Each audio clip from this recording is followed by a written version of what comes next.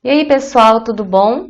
Dando sequência à nossa aula de exibitécnica, hoje, parte 2, a gente vai trabalhar as técnicas de exposição de produtos dentro do ponto de venda. Então, acompanhem aí comigo.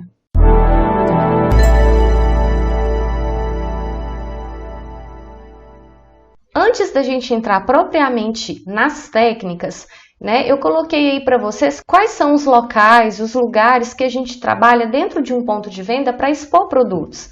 A gente tem, por exemplo, gôndolas ou prateleiras, pilhas, aí a gente pode fazer elas simples ou múltiplas. Quando você faz uma pilha simples, é quando você faz, por exemplo, a exposição de um único produto.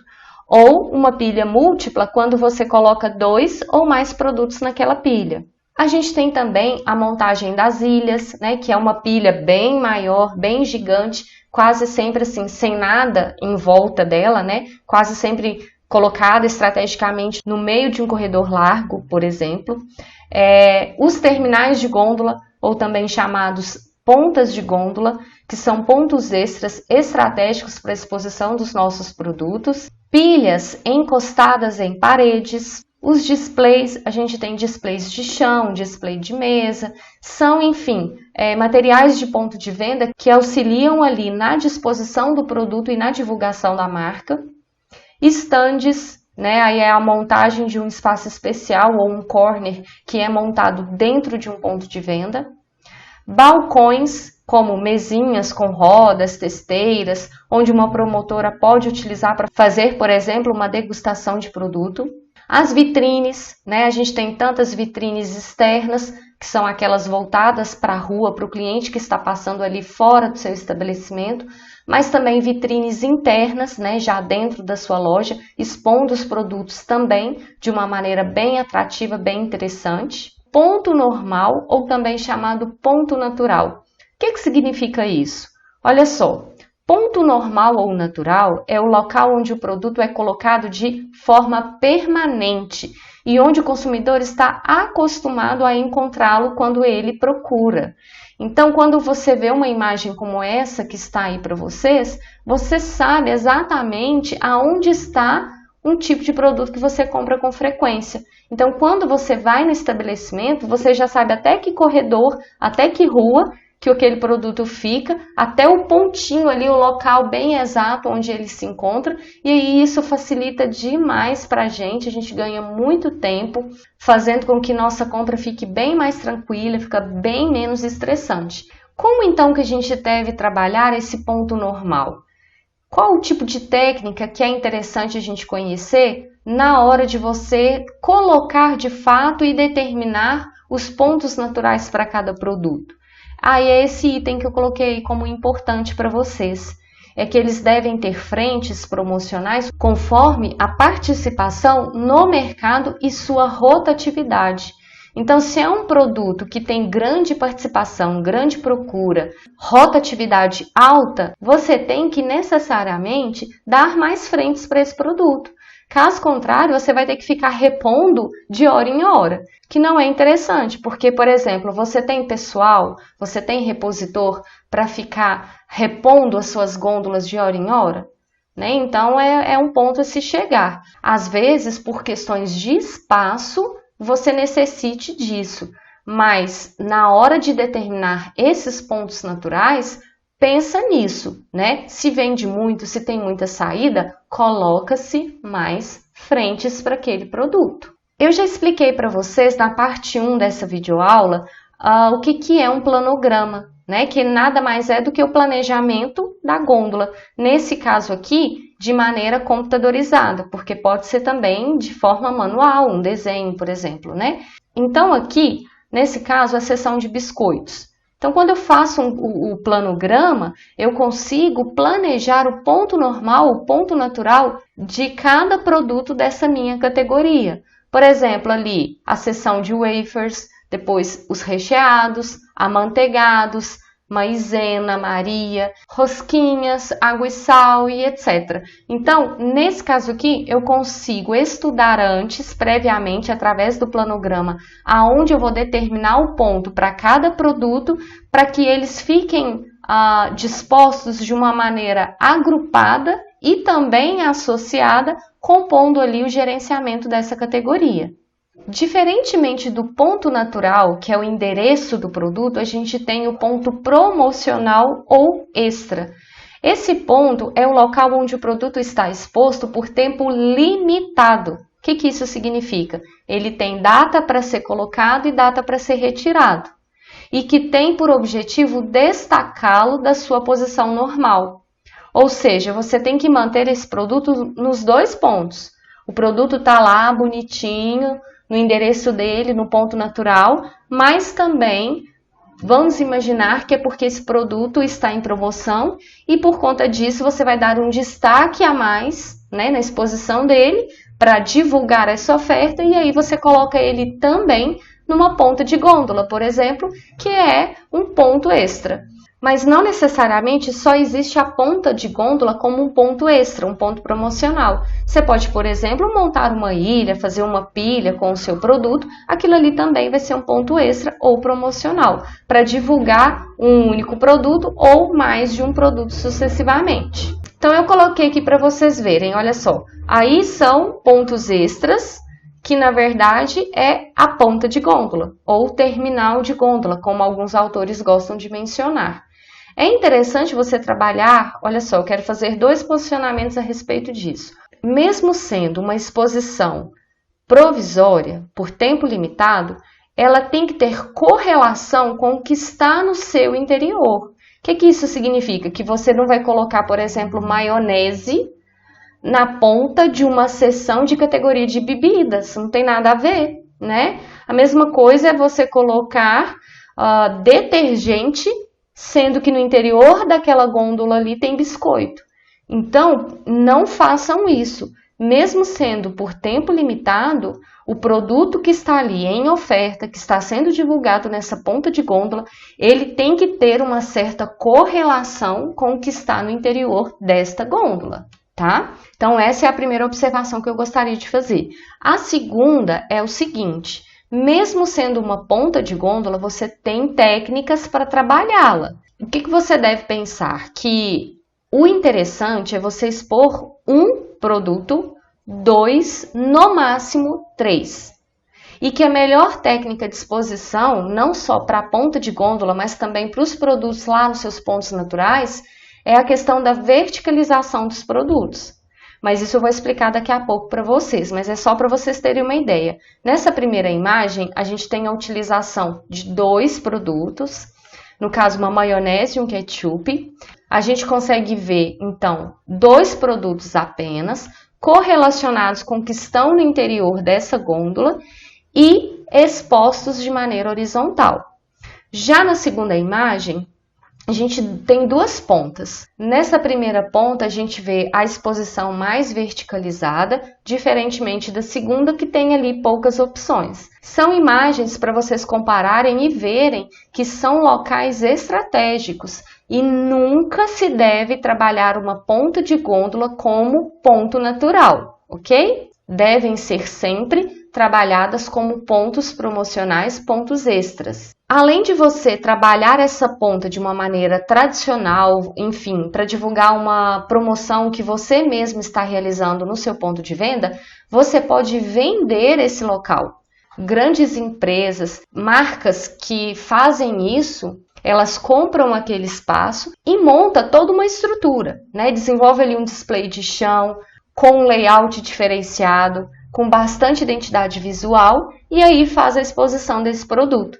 Então, eu trouxe aí 2 exemplos para vocês verem o que eu estou dizendo.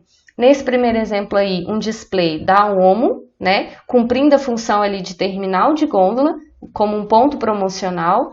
E nessa segunda imagem, produtos Hellmann's, Knorr, né, fazendo também aí um processo de divulgação.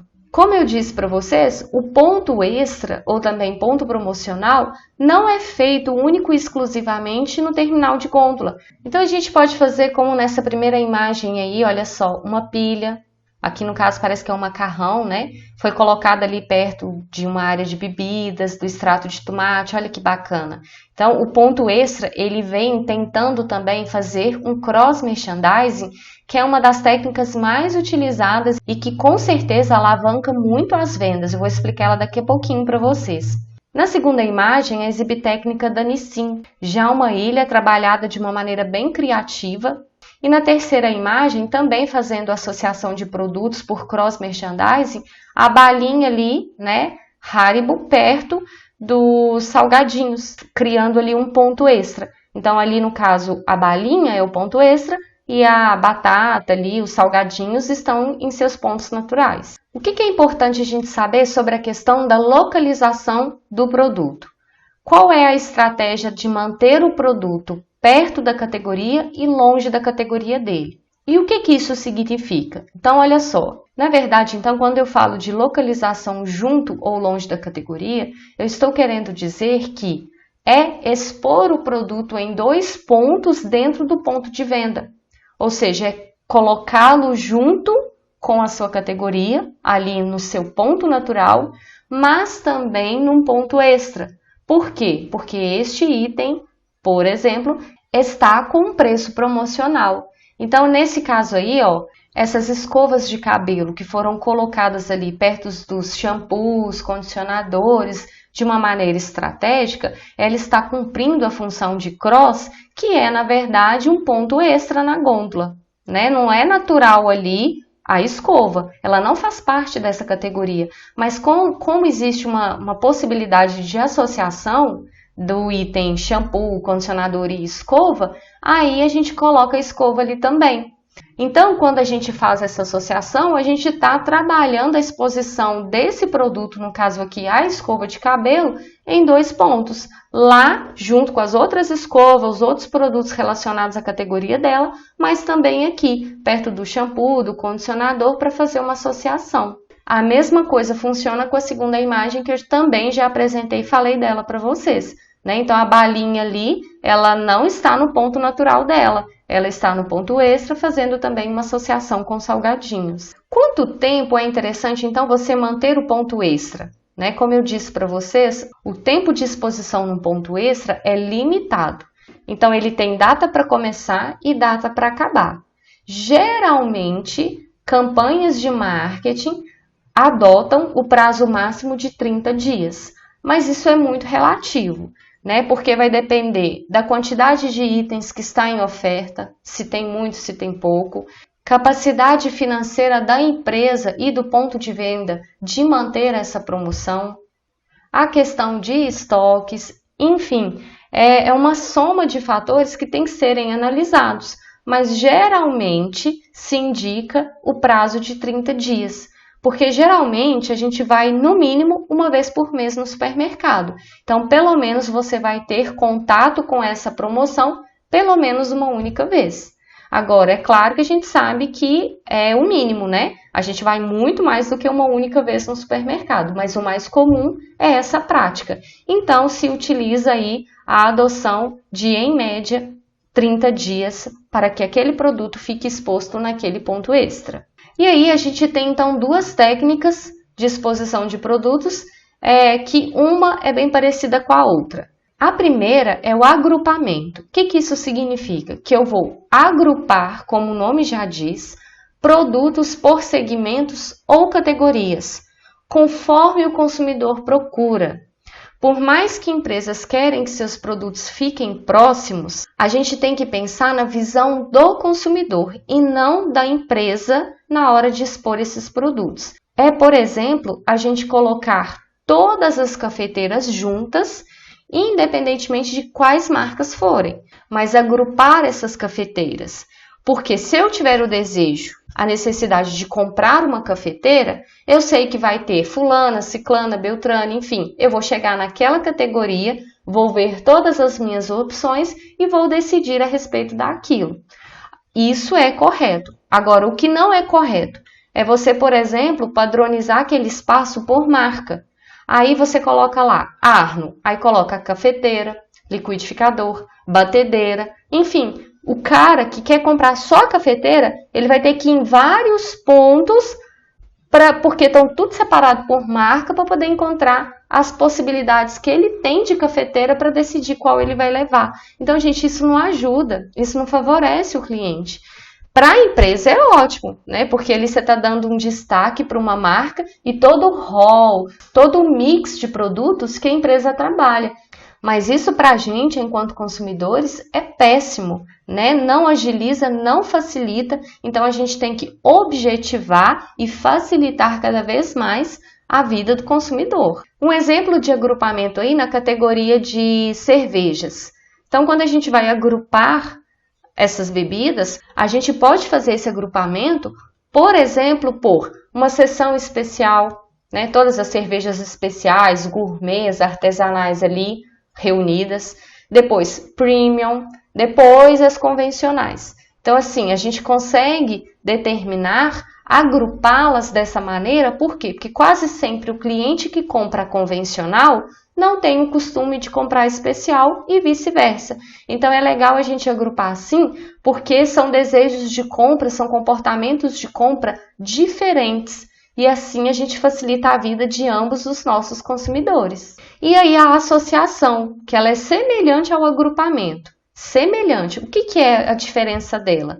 É que na associação você coloca os produtos de uso concomitante ou relacionado próximos uns dos outros, mas no layout das gôndolas, no layout da loja.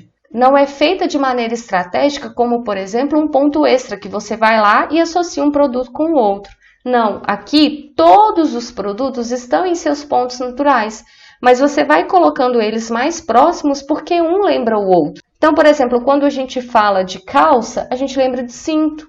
Então, por que não colocar esses produtos mais próximos? Porque quase sempre quem compra uma calça pode comprar um cinto. E assim vale todos os exemplos que eu coloquei aí para vocês. Molho perto das massas, shampoo perto de sabonete, camisa perto de gravata. Então isso é bacana, isso é legal, porque querendo ou não, você está fazendo o cliente lembrar de um produto que se associa a outro. E às vezes ele nem estava lembrando de que, por exemplo, na calça que ele comprou, ele vai precisar de um cinto que combine com aquela calça e com aquele sapato que ele já tem. Então, quando você põe o cinto ali, ele vai lembrar que precisa do cinto também e vai acabar comprando. O que não é legal e que a gente ainda vê acontecendo, principalmente em pontos de vendas menores, onde não tem a aplicação da exibitécnica, é um exemplo clássico de refrigerante do lado de produto de limpeza, né, galera? Então, a gente tem que ter cuidado. Eu já vi situações até piores de, por exemplo, alimentos do lado de inseticidas, comida para cachorro, gato. Então, é pior, né? Então, a gente tem que ter esses cuidados, porque esse tipo de associação não é certa, não é legal. Prejudica até o produto, né? Só por questões mesmo de visibilidade, de vendas, não. É de utilização do produto. Na questão da saúde do consumidor, né? Que depois vai consumir aquele produto. E a tão falada cross-merchandising, né? Que toda hora um exemplo ou outro eu acabo mencionando. A técnica de cross, galera, é muito, muito usada. E quase sempre para a gente utilizar dessa técnica de associação, a gente utiliza um tipo de material bastante comum, que é chamado no mercado por tira-strip, ou simplesmente clip-strip ou strip. Eu coloquei aí vários exemplos para vocês darem uma olhada, porque a ideia é o seguinte, é você colocar esse produto de uma maneira bem simples, prática e de fácil acesso, perto de um outro produto que está lá quietinho, bonitinho no seu ponto natural, mas que é possível você fazer uma associação entre os dois. Olha só nesses exemplos aqui. Na primeira imagem eu coloquei um biscoito num ponto extra e o suco lá bonitinho no ponto natural. Suco e biscoito não dá certo? Dá! Esse segundo exemplo é super clássico, né? Você colocar ali o macarrão no ponto extra e os molhos, né? Todas as opções de molho no ponto natural.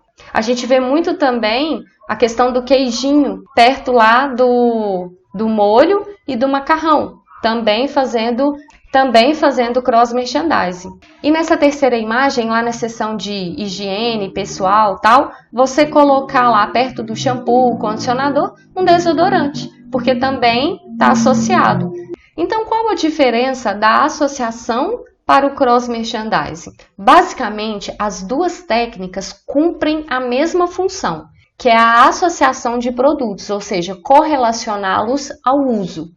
Só que na associação você faz isso de uma forma. Que forma é essa? Os dois produtos que estão sendo associados estão em seus pontos naturais. É como, por exemplo, a questão que eu disse. Shampoo, condicionador, máscara de capilar, aí vem sabonete, papapá, papapá, enfim. Você está associando um produto ao outro de maneira natural.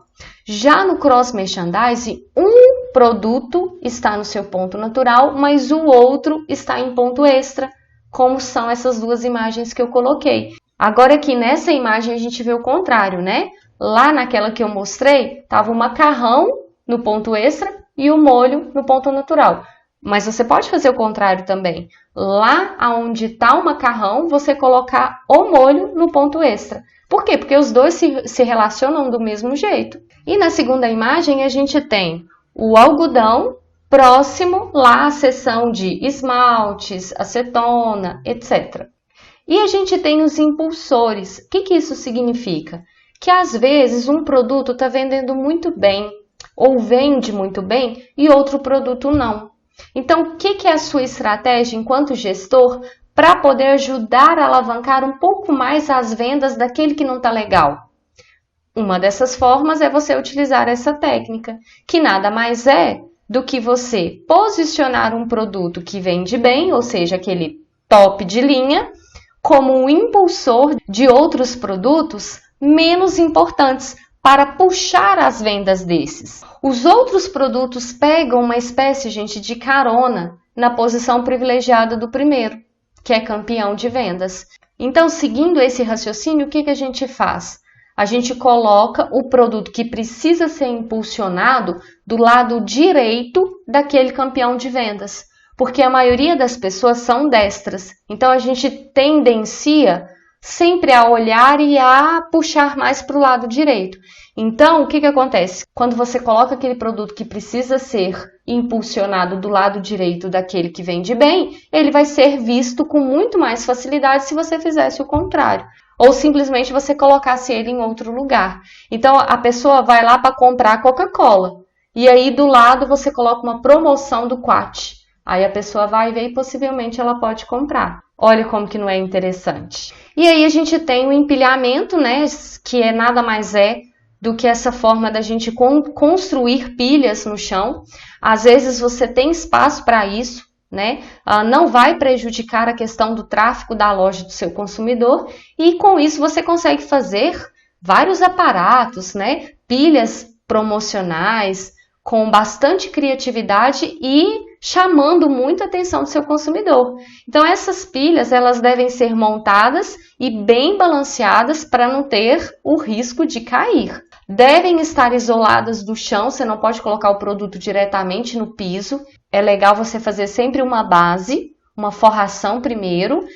Geralmente a gente utiliza os pallets para isso. E aí depois, para não ficar aquela coisa assim muito feia, né? Aqueles pallets, aqueles estrados de madeira aparecendo, você utiliza um papel forração da sua própria marca ali. E aí fica tudo bacana, fica bem legal. Como nessa imagem que vocês estão vendo aí, né? A gente vê a base e o papel forração. As unidades de cima não devem estar muito arrumadas para dar a sensação de que não estão sendo compradas. Então, se você fizer um negócio assim muito meticuloso, muito bonitinho, muito certinho, você vai ofuscar o cliente. Tem que deixar ali um pouquinho bagunçado, pelo menos o que está ali mais por cima, para dar a sensação de que tem gente pegando, mexendo, que está sendo vendido. Se você faz um negócio assim muito mirabolante, uma árvore de Natal gigante com produto, e você não deixa nenhum produto ali para o cliente pegar, ele vai ficar receoso de pegar algum produto ali daquela estrutura e desmontar tudo.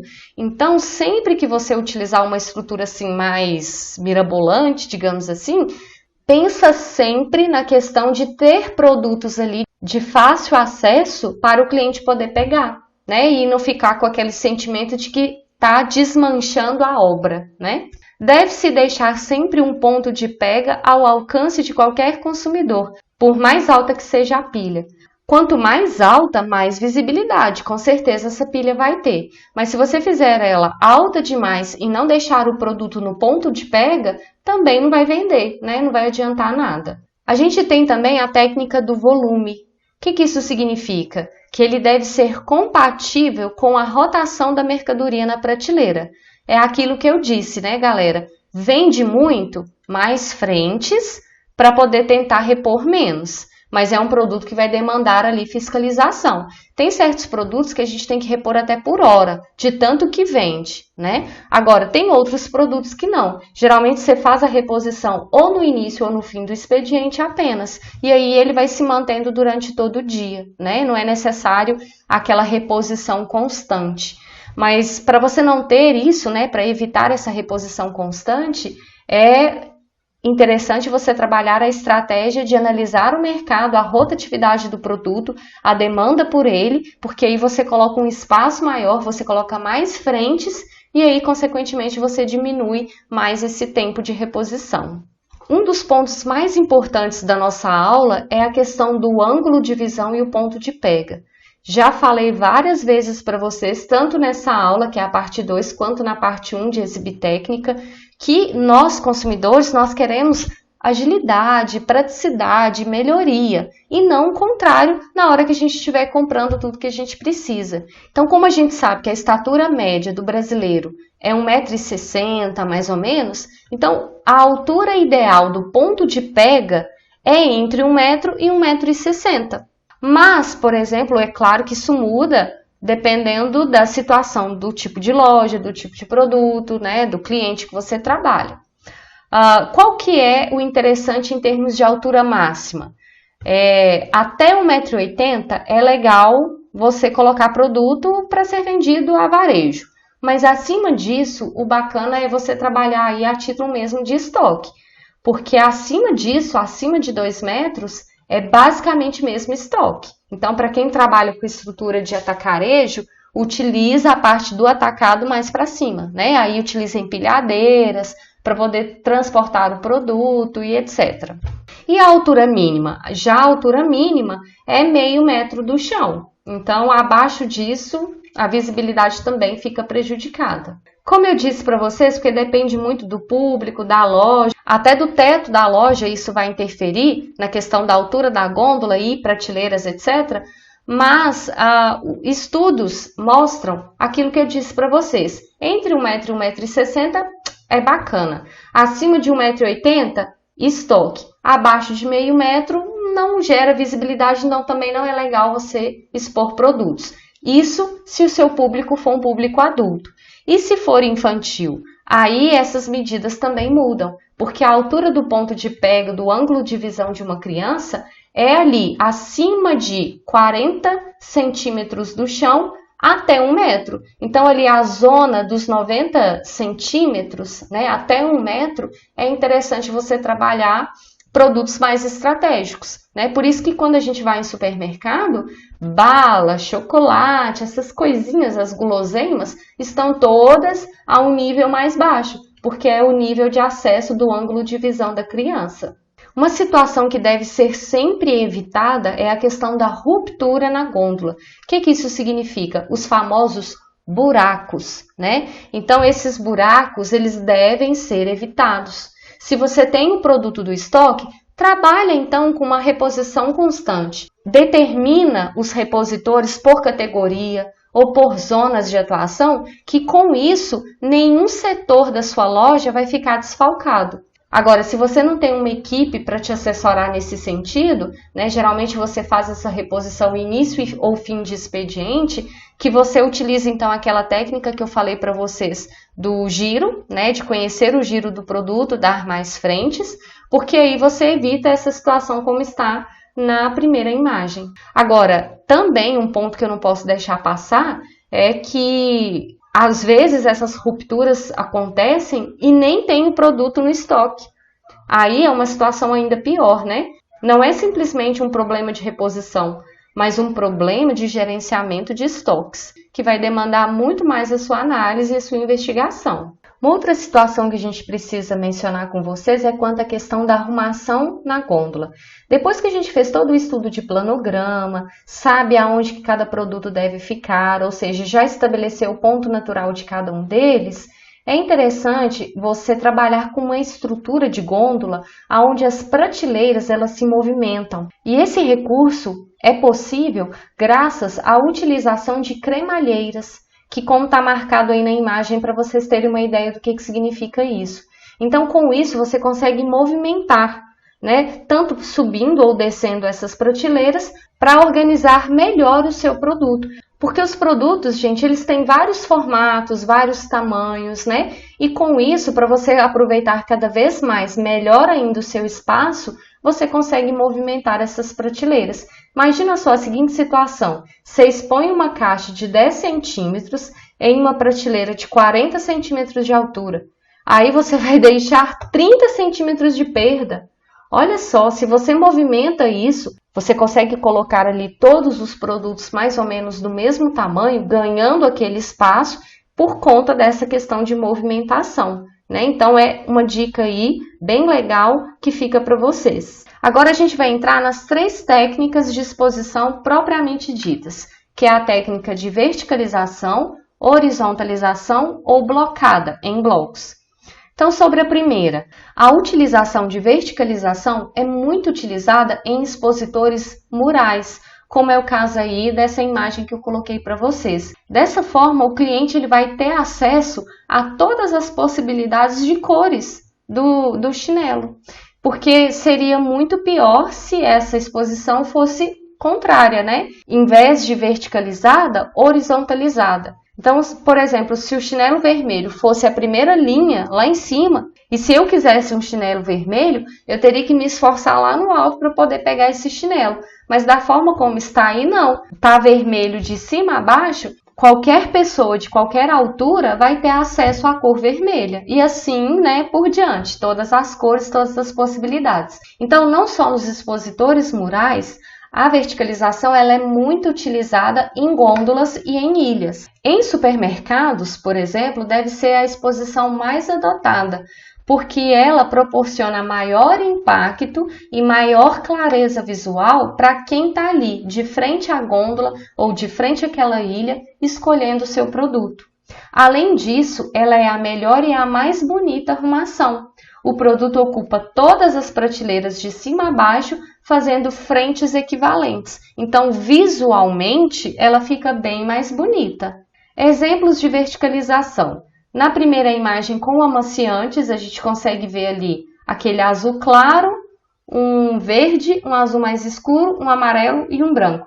Então, olha só, ali está verticalizado a exposição do amaciante. Então, se, por exemplo, eu gosto dessa essência que está na embalagem amarela, por exemplo, eu vou ter acesso a ela do início ao fim, né? Eu vou bater o olho, vou entender ali e vou pegar. Não tem muita dificuldade visual, né? Olha da margarina, que legal.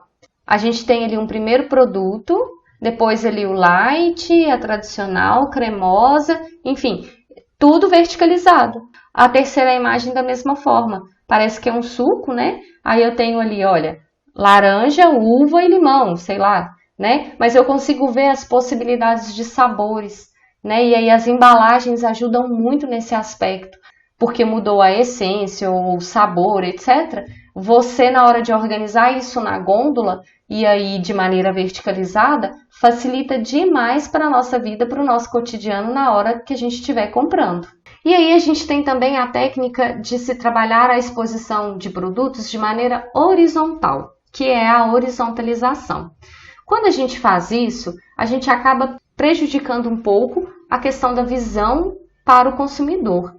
Mas é que quase sempre as empresas preferem, porque é mais simples, é mais fácil, não se dá tanto trabalho quanto a questão da organização vertical e acaba que você dá mais preferência por marcas fazendo dessa forma. A horizontalização é um sistema que deve ser pouco usado, porque confunde visualmente o consumidor, porque são linhas longas de um mesmo produto em uma mesma prateleira. Dá a impressão de que só tem aquele produto, sabe? Aquela sensação assim de falta de mix, de variedade. E aí é lógico, né? Com raras exceções, ela deve ser evitada. Então, se é possível você verticalizar, verticaliza. Caso contrário, aí sim você tem a opção de horizontalizar o seu produto na gôndola. Daí a gente tem, por fim, a mistura, digamos assim, dessas duas técnicas. Quando você utiliza blocos, você mistura os tipos de produto sem respeitar uma linha vertical. Os produtos eles ficam colocados lado a lado, formando pequenos blocos. Então, apesar de ser de visualização difícil, complicando a escolha é o mais usado, por ser muitas vezes a única forma de exposição. Porque o mais comum que a gente vê nos pontos de venda é que tem muito produto para pouco espaço. Então, a única saída que você tem é a exposição blocada, né? Então, você cria ali pequenos blocos e agrupam esses blocos de uma maneira tal que não fica assim, passando a sensação de que está bagunçado, mas fica também organizado. Você consegue identificar esses elementos, como na imagem que está aí para vocês. Olha só, foi blocado ali, parece que é sabonete, né? Lux, com as essências ali, o rosa, o amarelo, o branco, enfim. Para vocês terem uma ideia ali, pequenos blocos foram montados na exposição desse sabonete. Então, resumindo, a gente tem a verticalização, a horizontalização ou a exposição em blocos. Na imagem, a gente consegue ver nitidamente as três técnicas sendo aplicadas e aí a gente consegue, então, entender a função de cada uma delas. Lembrando que a exposição verticalizada é a mais bonita e a mais indicada. Um ponto importante é a respeito do rodízio do produto na gôndola. Além de questões legais, né, questão mesmo de responsabilidade sobre o produto, a gente tem questões mesmo de gerenciamento de estoques. Então, é indicado a adoção do método Pepsi. O que isso significa? O primeiro que entrar tem que ser o primeiro a sair. Então, se o seu produto está lá na gôndola, chegou mercadoria nova, o que você tem que fazer? Tira o produto todinho da gôndola, que já estava lá, dá aquela limpada, né? Beleza?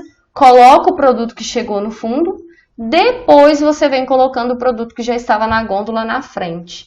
Então, na hora que o cliente chegar para comprar o produto, ele não vai pegar o que está lá no fundinho, lá atrás. Ele vai pegar o que está na frente. Então, com essa estratégia de Pepsi, você dá saída primeiro ao produto que tem validade mais próxima. E é o ideal, né? Que é o interessante para gerenciamento de estoques. Outro ponto importante, gente, é a limpeza, né? Não só da gôndola, mas das prateleiras e dos produtos. Produto sujo, empoeirado, né? Não vende. Então, a gente tem que ter sempre o cuidado de estar mantendo esse produto com um aspecto legal na exposição. Porque, caso contrário, vai causar nojo no consumidor e ele, com certeza, vai rejeitar o produto.